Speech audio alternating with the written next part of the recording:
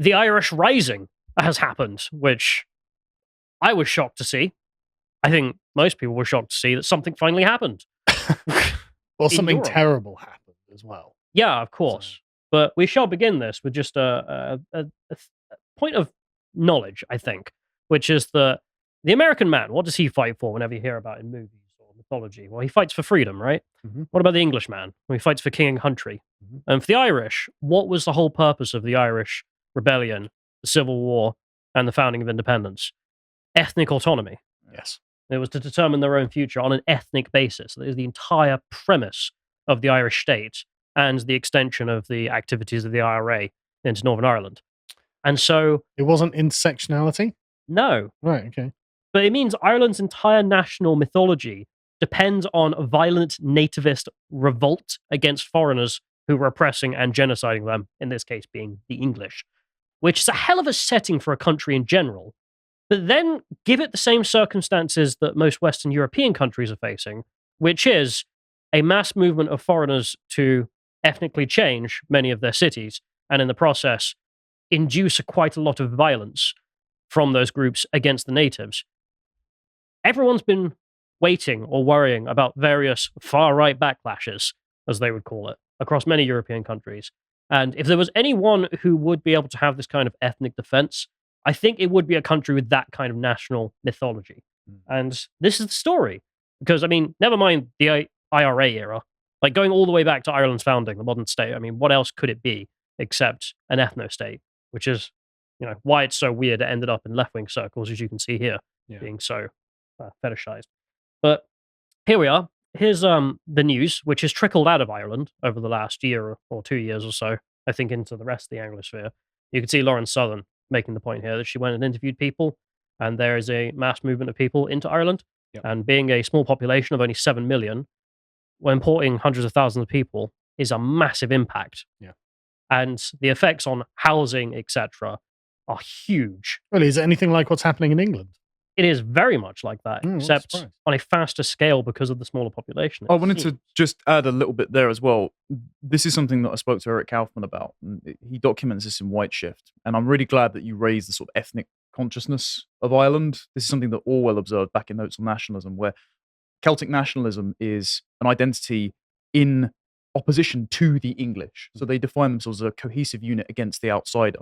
Kaufman said a lot of the times you get a lot of arguments about immigration, and we feel compelled to coach it on purely pragmatic terms. This is something that Farage said in The Jungle about GP appointments and housing. Those are all very legitimate concerns. But also there is a dimension of ethnic and cultural change that is very taboo to talk about. And the Irish don't have this taboo. So you're now seeing it play out in the most violent means where the conversation has been suppressed. But this is a legitimate concern of the populace. And so you've now ended up in violence. It was wholly predictable. I think there's also another aspect to it, because in Britain, the evolution of the left-wing argument has taken a long time, right? It's been like 30 years that this has been going on. And so we've had incremental stages. And that has kind of perfected itself in the last like 4 or 5 years. And then it gets transplanted wholesale to Ireland.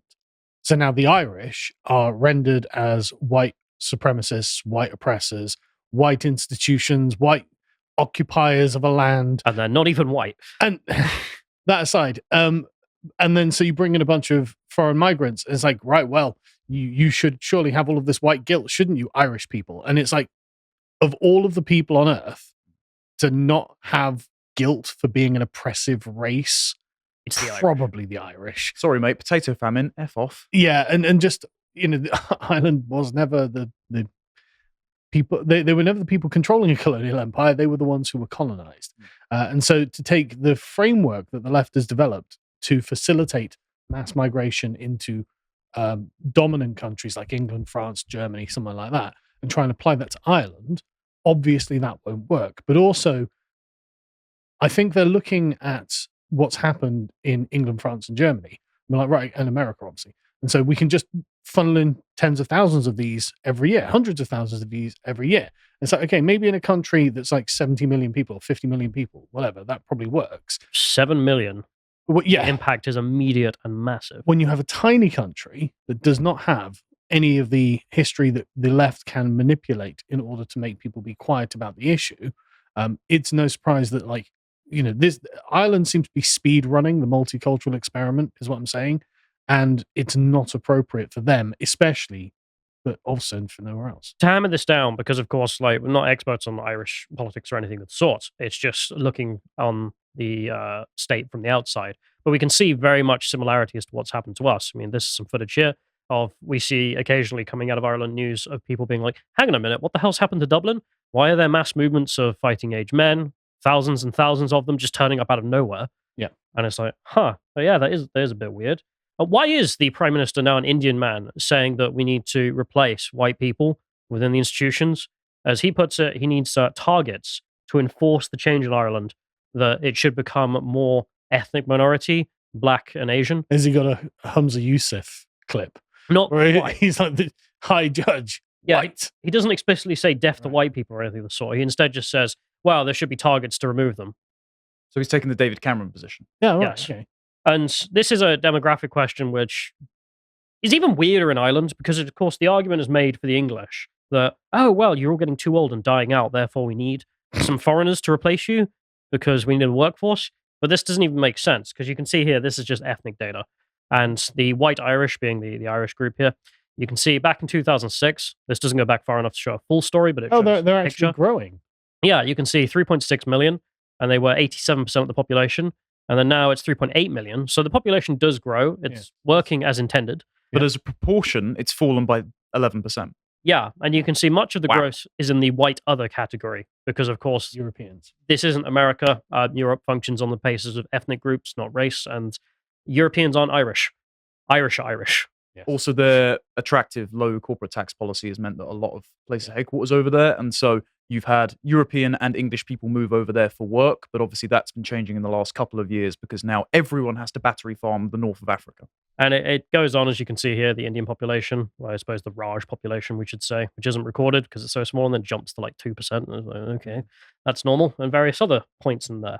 And they've tried political action, the Irish. We've seen various images or marches. I've just picked one at random of, as you can see, some Irish patriots with their kids coming out saying, well, Ireland belongs to the Irish and the Irish alone. Who the hell else could it belong to? Literally, that's the basis of the revolution. The basis of Irish sovereignty entirely. Yeah, and the response has been to issue a hate speech declaration from the Of course it Indian has. Prime Minister here, Of course. which is to, well, I just want to be clear, he's half Indian. sure, but He thinks of himself as in the same way we have the problem with Rishi Sunak, which is it's okay in our context because at least we're the United Kingdom, we have an imperial heritage. The British state thinks in those terms, Yeah. so it's somewhat normal. But have this so fast upon the Irish state, which is based on ethnic Celtic, Catholic, well, supremacy, essentially, Well, it's a bit more on the nose. nationhood, I think, is the best way to put it. Yeah, but what's the basis of Irish nationhood?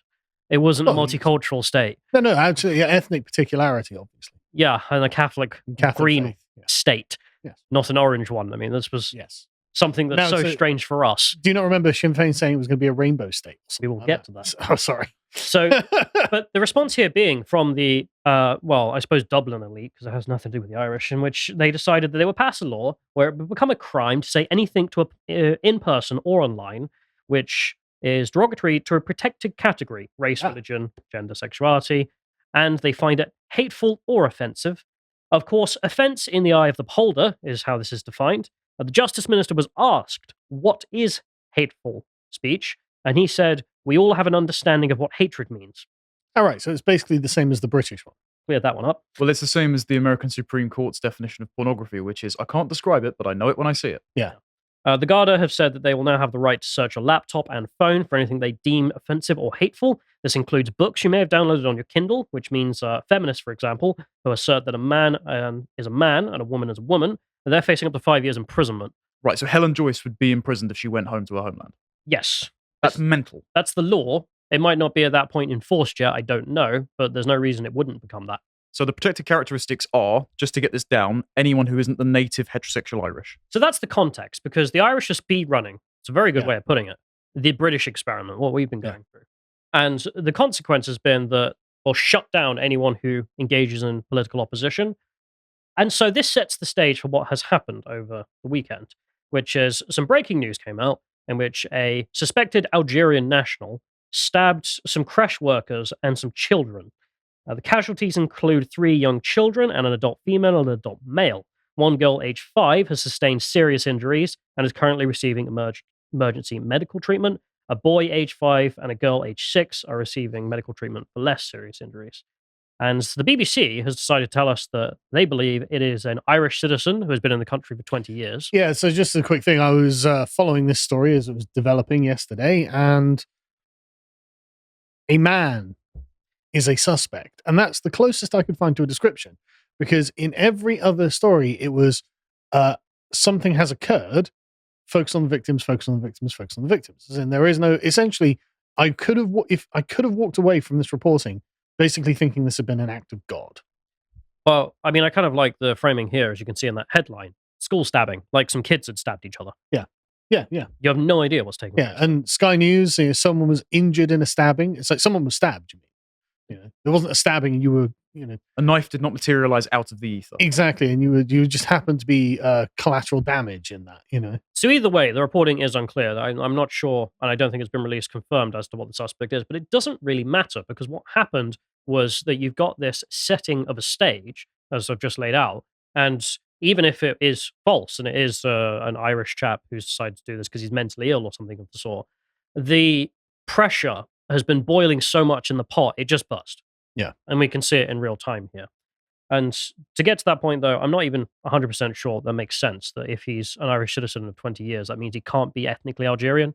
Because I was in Northern Ireland recently, and there are a lot of Algerians from the French-Algerian War living in Ireland. He can never stop being an Algerian. Yeah, it doesn't. Like everyone, your ethnicity is fixed. But also, even if he isn't Algerian, the BBC are still confirming that he is a migrant. He's been there for 20 years. And even if it may well be a totally unrelated incident of mental illness, but it does prove that there are cultural tensions resulting from migration, which the government is clamping down on your ability to talk about. I mean, even if that's not the case, this isn't the point. This is all things. I mean, the man who was burnt to death or beaten to death in Tunisia that led to the revolution there, it wasn't about the fruit seller who was beaten to death. It was to do with the system that had been oppressing people for so long that they just had enough. It was the catalyst, yeah. And it's a weird defense. Well, he's been there for 20 years. It's like, that makes it worse, actually. So moving on to the news in this, apparently the crash worker seems to be an absolute hero. They're writing here, this heroic woman is being treated for a serious stab injury to her body that she suffered when she tackled the knifeman. Good on you, love. It is understood that she could only intervene after the attacker had stabbed a 5-year-old girl in the neck.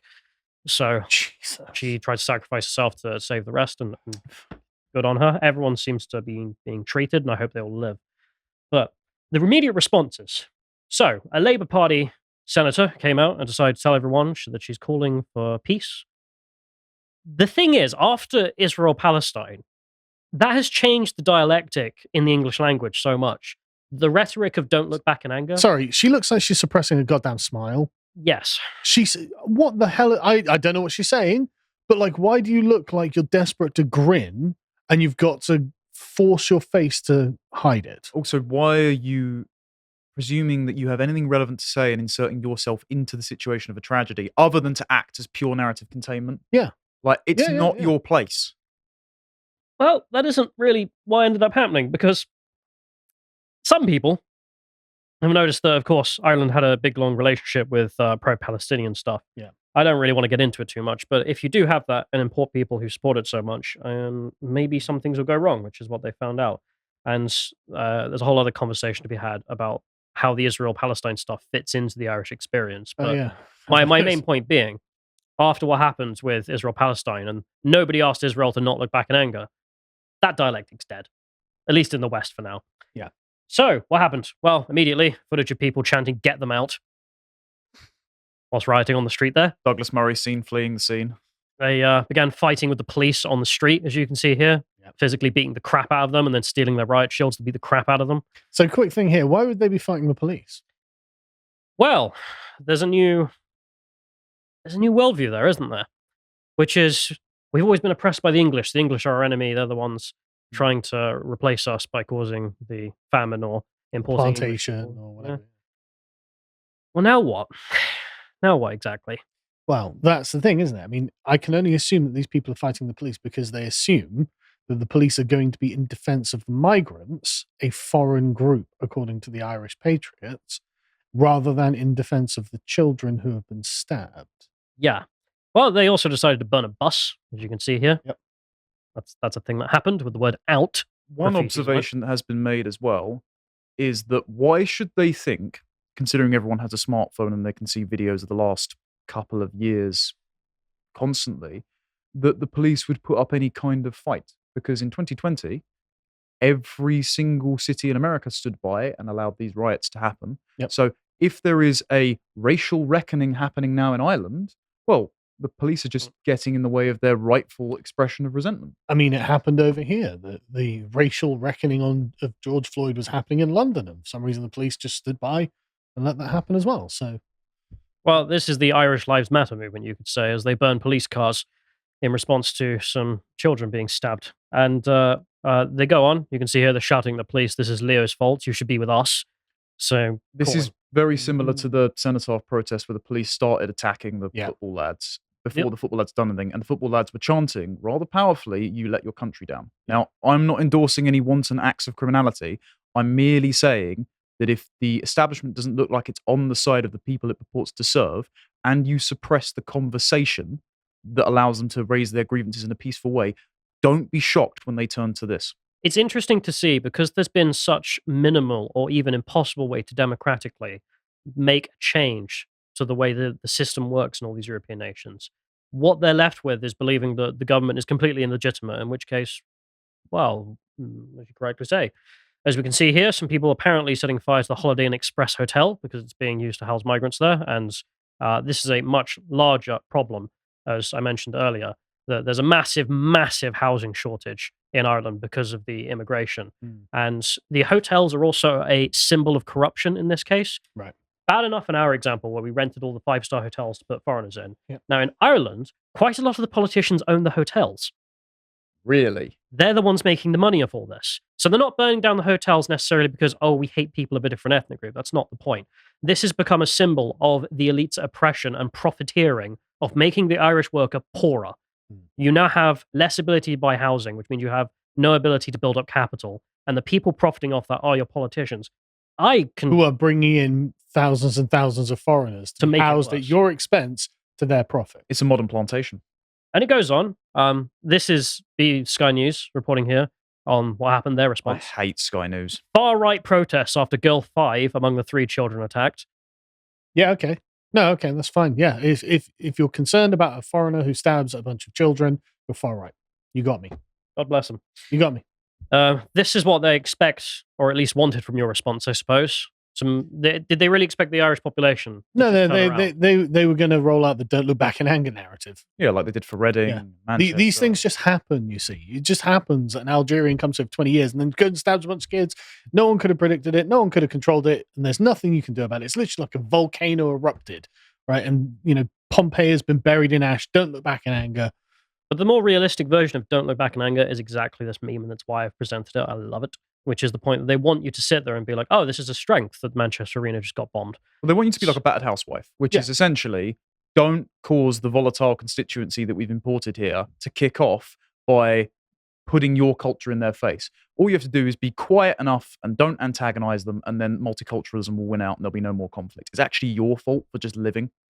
I saw Aaron McIntyre here the response. People being angry at the government keeps importing strangers to murder their children is actually good. He never misses. Moving on. You can see this is the damage, at least reported, which is a tram, 3 buses, some police vehicles, and some shops. 0 deaths. People get iffy about violence, but I remember reading a thread about what does violence actually mean in terms of a revolution to overthrow a government. And Ukraine is such an interesting example for this. I remember reading a thread from a Ukrainian who helped organize the overthrow of the government there because they were going towards pro-Russia and they didn't want it. And one of his main points is you never kill a policeman, never kill any protesters, just cause damage and such. And because that causes such destabilization, the elite completely lose morale. And I'm wondering if that's where this is going to be ending up going. I suppose we'll see. But certainly no one should be harmed. I don't think the Irish elite are Response. as entrenched in this new paradigm as our elites or American elites are as well. I don't think they've got the kind of fortification and security that they'll need to endure this kind of rebellion. They're definitely They on. do have belief, because we'll check out with Sinn Féin. They issued a response to this. Sinn Féin's Matt Cathy tells this outlet that prime time that the rioters do not represent the people of North Inner City Dublin. Suppose who does? He adds that the rioters need to be held to account for their unjustifiable actions, says Sinn Féin. Sinn Féin over here. I know. Just the political wing of the IRA, the terrorist group that I grew up having to hear about every goddamn day. Like, The Green Celtic nationalist rioters are unjustifiable, says Sinn Féin. amazing. To remind people how this happened, this is Sinn Féin, as you can see here. Yeah. So this is Michelle over here, who tells everyone she's building a society not of orange and green, but a whole rainbow of cultures of multiculturalism. Yeah. So Sinn Féin have become traitors to the Irish people, right? Yeah, I mean- They've become left-wing wokists. This probably hasn't happened too long ago either, but now it's wokeism wearing a Sinn Féin skin suit. But I love that unironically, Sinn Féin's position is F Ireland. Bobby Sands was far right. Michael Collins was unjustifiable in his actions, and James Connolly was a thug. Great, cool. That's She's finally arrived in the British position. Maybe they just got bored of not having a religious conflict to do for a while, so they just Maybe. imported a brand new one. Maybe. And I'll skip through these real quick. You can see here a lot of responses from people who are living in Ireland but don't identify Ireland as their country. Are really confused, as they say here. That, Has she got a flag in her bio at all? not this one, but there are quite a few who have flags in their bios, as you can see. They're saying, get them out. Get who out exactly? The very same people who live here and have a right to be here, just like you. Well, Where does this right originate from? well, I'm thinking. You've just literally arrived off a plane. I've got a right to live in Ireland. Says who? By virtue of the Says ability, Sinn Féin because they hate the Irish. What do you want? by virtue of the ability to travel, they think it's a right. Yeah, no, get out. I'm just thinking of the English plantations, though. Yeah, sorry, read no, this. we've got just as much right to Ireland as anyone does. I've got a work visa. I've got. Just Okay. unbelievable. Someone responding, my greatest fear is if a foreigner stabbed a bunch of Irish school children, because imagine the blowback against peaceful migrants. I miss Norm. Yeah. It goes on. This chap here, Algerian migrant in Yeah, Ireland, stabs 5 people.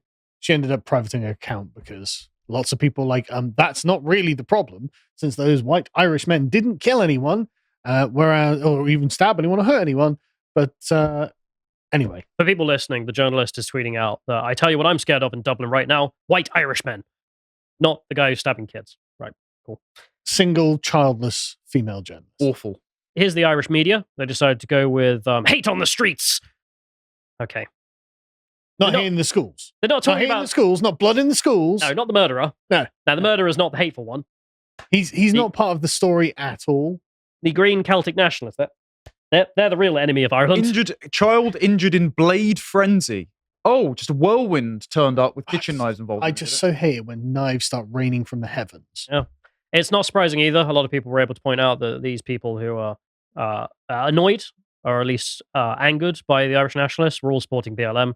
It's like clockwork, sincerely. Yeah, hang on a second. Aren't the police a bunch of racist oppressors anyway? Not the Garda, though, Right, okay. because they're helping while we won. I did like Dankula's response, which is, wow, looks nice and peaceful. to me." He did go a bit further in this, which is probably the spiciest response. What's an acceptable number of stabbed and raped children before we are allowed to get really angry and admit that the whole immigration thing might not be in our best interests? Yeah, I just want the number. Just There give isn't me the one. It's limitless because Ex- they are exactly. arrogant enough to think that if they just suppress your culture for long enough, there will be no conflict. Exactly. There is no number because they don't care.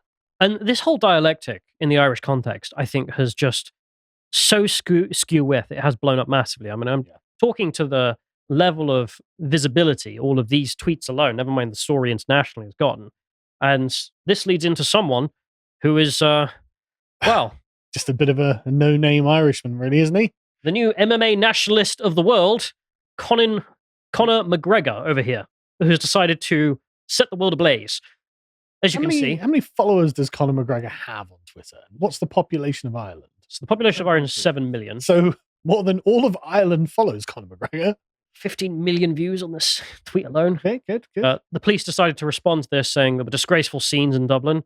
What were the disgraceful scenes? The hooligan faction driven by far-right ideology. Ah, yes, that's right. I saw a lot of people suggesting that somehow Roger Scruton was behind this, which... Yeah, I know. You might think an English conservative isn't the traditional ideologue of the average Irish man, but it turns out that he is. But do you want to read out Connor's tweet here? Which Sure, innocent children, I can't do the accent, obviously. Ruthlessly stabbed by a mentally deranged non-national in Dublin, Ireland today. Our chief of police had this to say on the riots in the aftermath. Drew, not good enough. There is grave danger among us in Ireland that should never have been here in the first place. There has been zero action done to support the public in any way, shape, or form with this frightening fact. Not good enough. Make change or make way. Ireland for the victory. God bless those attacked today, we pray. Why did none of our public figures say something like that? ever. Because they've never been in a fight. Yeah, probably, yeah. He went on. Someone asked what just happened to him, and Connor responds, torture and death. I decided to reply to that with just the only thing I felt appropriate. Yes, definitely true. And I do believe in capital punishment, but I think it probably should go further. He is right. If you're going to put someone like that to the sword or the rope, I don't think torture that demeans us, but definitely a public hanging of someone who stabs a bunch of children. I think hung, drawn, and quarter is yeah, that's fine. Well, that's what I'm getting at. Okay, that is torture. And what else do you do with child murderers? So he went on. What would Daniel O'Connell say? I wonder. What would our Irish leaders of the past say about the situation we face today? God bless Ireland. I don't think they'd have much not much to say that would be very nice. He also tweets out, Ireland, we are at war. 15 million views on that one. I would like to see him run for office. I would love to see Conor McGregor president of Ireland. He does also go on to have the correct opinion of the journos here. Oh, yeah. So this is a series of journos who turned up to the stabbing site. And then vultures, a patriot goes up to them and confronts them because he knows these individuals. Yeah. Which is like, 8 months ago, you were tweeting about the far right are the real threat to Ireland. Now what? Yeah. Now what exactly? And of course, they're all just cowardly, as Connor correctly points out, weak and feeble. The most divisive of all is the weak man. One of the most horrific crimes in this nation has occurred. We do not care anymore about your sad cases. Have got to say, in a war, you are nothing. We are not backing down. True. He goes on and on. Yeah, and he's totally right. And the thing I find amazing about all of that is it's definitely true. And as from an English perspective, it is kind of weird talking to the Irish viewers here that not only is it a betrayal of everything that everyone fought in the Easter Rising, the Civil War, and then even the Troubles, it's kind of a betrayal of our dead in the Troubles as well. Because what was the point in us fighting the Irish nationalists there at all if this is what you were going to do to yourselves? You're just going to give your country away. I mean, it's sort of you're not only spitting on your own dead, you're spitting on our dead in a way. Every battle we've ever had is completely pointless. If this is the future of Ireland instead, which is you become, what, part of the international world? That's all you are, a province of the EU or whatever ideology is exactly leading. The global homogeneous empire of the West. If Ireland doesn't remain Irish, then literally all of our history was pointless with each other. And from that perspective, I think the unbelievable has happened, which is the English and the Irish are now very much in support of one another. No more brother wars. Sincerely. But we'll end this off with just a quick shill. If you would like to support us, you can go and check out our merch as well and go and buy some.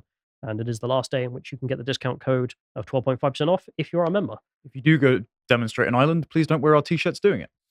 No, you can wear the Wellington one. Being born in a stable does not make one a horse. I think there's a lot of truth in that. A word from the boss.